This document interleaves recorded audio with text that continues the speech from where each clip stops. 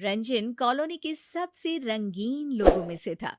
भले ही वो शादीशुदा है, पर दिन भर आवारागर्दी करता है। एक दिन रंजन एक मैगजीन में मॉडल्स की तस्वीरें देख रहा था। हाय, अगर तुम मिल जाओ अपनी वाली को छोड़ देंगे हम, कसम से। तभी घर की घंटी बजती है। कौन है? इतनी सुंदर लड़की देख रहा हूँ और घंटी बजाने से इनको फुर्सत नहीं है। लेकिन जब रंजन ने दरवाजा खोला तो जैसे जादू हो गया। उसके सामने वही मैगजीन वाली मॉडल खड़ी थी।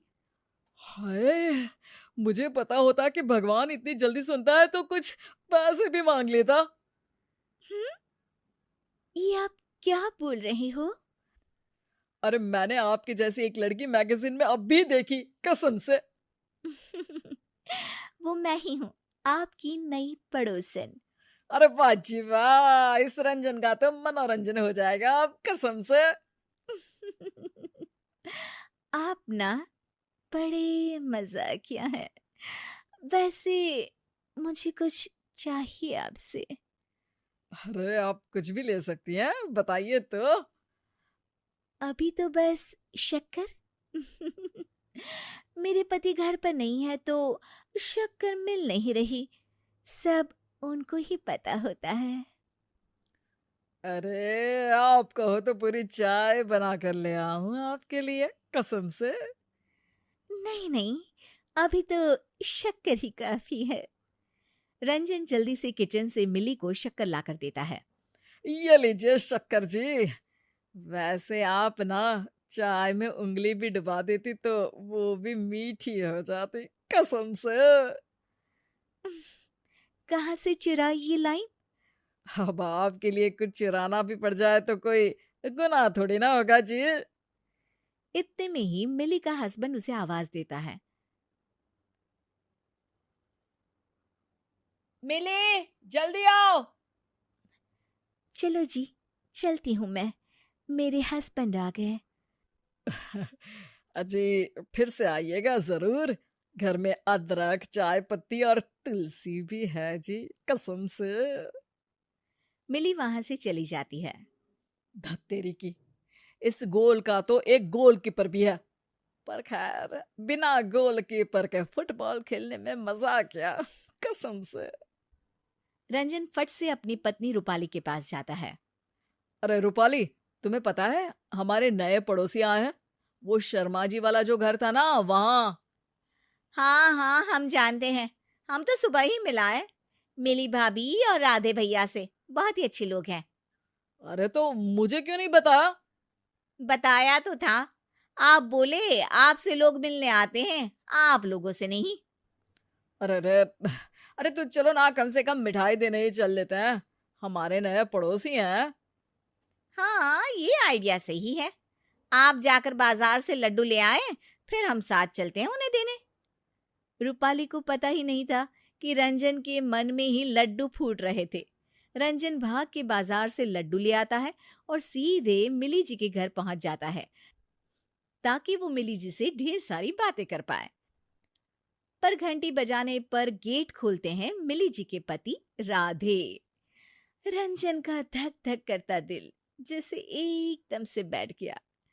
वो अंदर की तरफ झांकता है, पर कोई दिखता नहीं। जी, जी वो मिली जी दिख नहीं रही। क्या जी? अरे कुछ नहीं, वो तो मेरी वाइफ ने उनके लिए मिठाई भिजवाई है।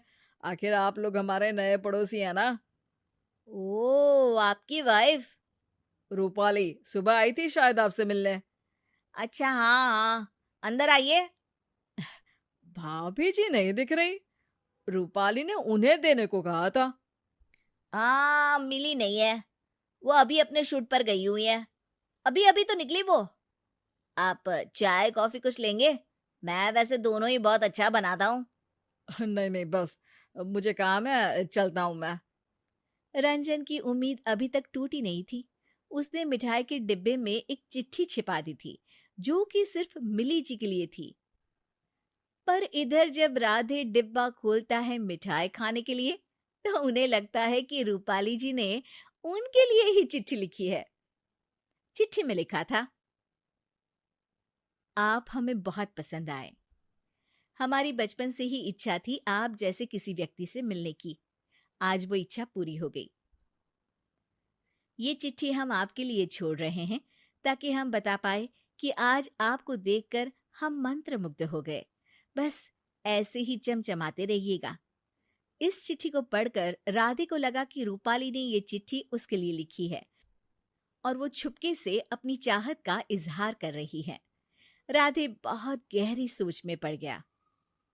ये बात तो सही है, मिली से मैं प्यार तो बहुत करता हूं, पर घर का सारा काम मुझे ही करना पड़ता है। मिली को तो कभी मेरी मदद करने का मौका भी नहीं मिलता। कभी कभार तो ऐसा लगता है कि मैं घर का नौकर हूं बस। मुझे कॉफी ऐसी चाहिए, जूस वैसा चाहिए। मिली के नखरों की वजह से हम किसी को हाथ बटाने के लिए भी नहीं बुला सकते। पर रूपाली जी कितनी स्वीट है, कैसे मुस्कुराती है, आहे कैसे शर्माती है और कितनी सुशील भी है। राधे बहुत ज्यादा रिसर्च करने के बाद अगले दिन एक मिठाई का डब्बा खुद खरीदता है और जाकर रंजन के घर दे आता है। वैसे कोई भी और कुछ देकर जाता तो मिठाई का डब्बा सबसे पहले रूपाली ने ही खोला होता, लेकिन रंजन अपनी एक्साइटमेंट में इस बार डब्बा मिलते ही खोल लेता है और अंदर जब उसे एक चिट्ठी दिखती है वो चिट्ठी पढ़ने लगता है। ये दोनों एक दूसरे को चिट्ठी लिखते रहते हैं और सोचते हैं कि एक दूसरे की पत्नियों से इनकी बातें चल रही हैं। इसी बीच ये फैसला लिया जाता है कि अगले संडे दोनों एक दूसरे से मिलेंगे। रंजन राधे को कुछ लाल पहनने को बोलता है और राधे रंजन को कुछ काला। सुनो, मेरी एक मीटिंग है, आता हूं मैं। हे, थोड़ा किचन के काम से बाहर जा रहा हूं, सी यू शाम को। संडे आ जाता है और राधे लाल शर्ट पहनकर फूल लेकर पास ही के बगीचे में सबसे कोने वाले पेड़ के नीचे खड़ा हो जाता है। वो खड़े खड़े रूपाली जी का इंतजार कर ही रहा होता है। उतने में उसे रंजन दिख जाता है। अरे, तुम यहाँ? अरे मेरा भी यही क्वेश्चन है, तुम यहाँ? दोनों समझ जाते हैं कि उन दोनों की चिट्ठियां गलत जगह जा रही थी। अरे मैं तो बस यही हवा खाने आया था। तो मैं भी। बाकी फूल लेकर आए? ये तो मिली के लिए है। फूल खरीद के ले जा रहा था, सोचा थोड़ी हवा खा लूं। अब एकदम फ्रेश लग रहा है। चलो तो फिर निकलता हूं मैं। हाँ, चलिए जल्दी मिलते हैं। हालांकि दोनों मुस्कुराते हुए निकले, पर दोनों को अब एक दूसरे की इरादों का पता चल चुका था। लेकिन पत्नियों को पता ही नहीं है कि उन दोनों के पति क्या गुल खिला रहे हैं।